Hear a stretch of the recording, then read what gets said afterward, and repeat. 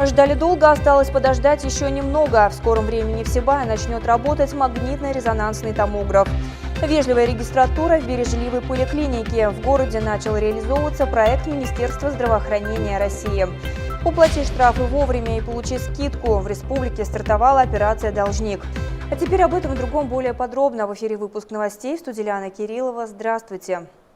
К принятию пациентов готовится кабинет магнитно-резонансной томографии, который был создан на базе Центра современной медицины, открывшегося в нашем городе в июне нынешнего года. На днях в Сибае с рабочим визитом побывала московский специалист, врач-рентгенолог Екатерина Першина. О целях визита в материале Евдокии Титаренко. Магнитно-резонансная томография является сложным, новейшим, высокоинформативным, объективным методом диагностики, который позволяет вовремя определить патологические изменения органов или систем организма человека в целом.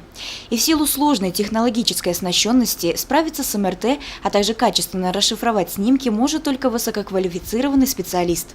Потому наши врачи-рентгенологи обращаются за помощью в обучении к таким профессионалам своего дела, как Екатерина Першина, которая работает врачом лучевой диагностики в Москве. Сюда меня пригласили для того, чтобы отстроить протоколы, для того, чтобы создать все протоколы сканирования на все части тела, для того, чтобы работал сканер.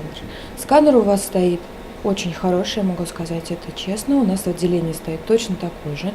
Он отвечает всем стандартам современной лучевой диагностики.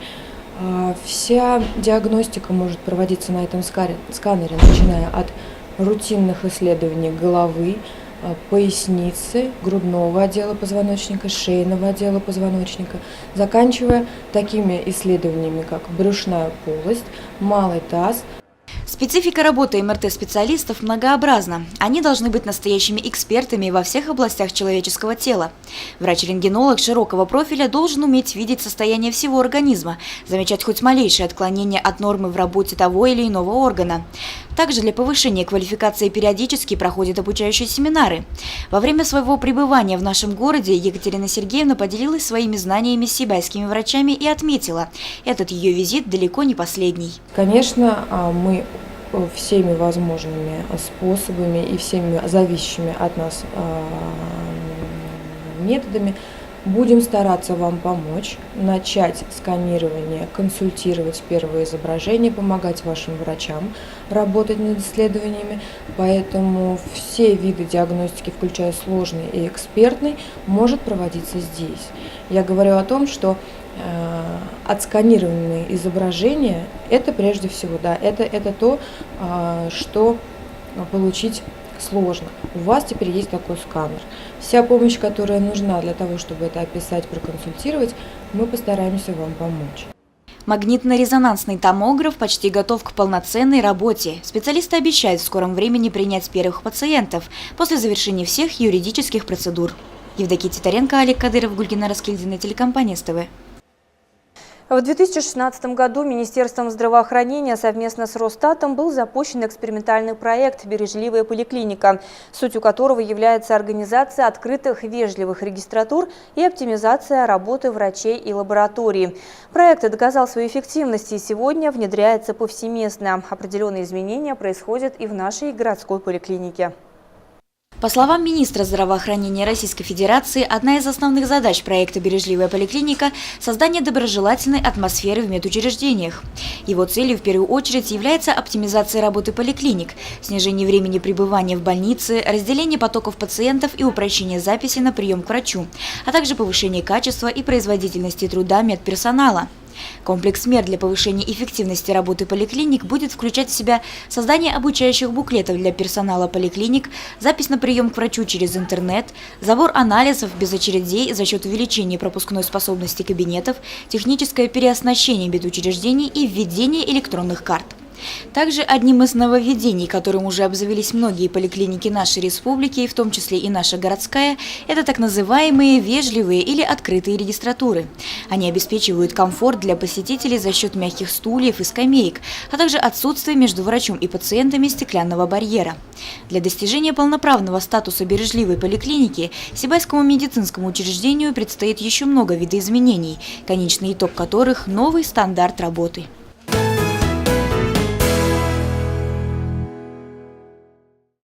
Накануне на территории Башкортостана стартовала профилактическая операция «Должник». В период до 20 сентября сотрудники госавтоинспекции будут проводить массовые проверки водителей на наличие имеющейся задолженности, сообщает пресс-служба ведомства. Основная цель мероприятия – напомнить нарушителям о необходимости своевременно оплачивать свои штрафы. Количество автомобилей на наших дорогах с каждым годом стремительно увеличивается. Как следствие, растет интенсивность движения и усложняется обеспечение порядка и безопасности.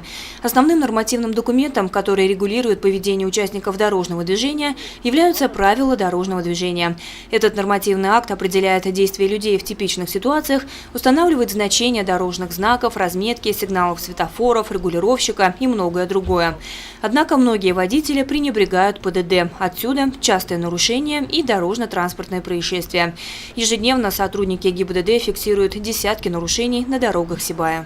С 12 по 20 на территории нашей республики, также в нашем городе, проводятся профилактические мероприятия «Должник». В период данного мероприятия будут проверяться лица, не оплатившие административные штрафы. При выявлении лиц, не уплативших административные штрафы в срок, это в течение 60 суток, будут привлекаться к административной ответственности по статье 20.25. Штраф в двойном размере, арест до 15 суток или обязательная работа до 50 часов.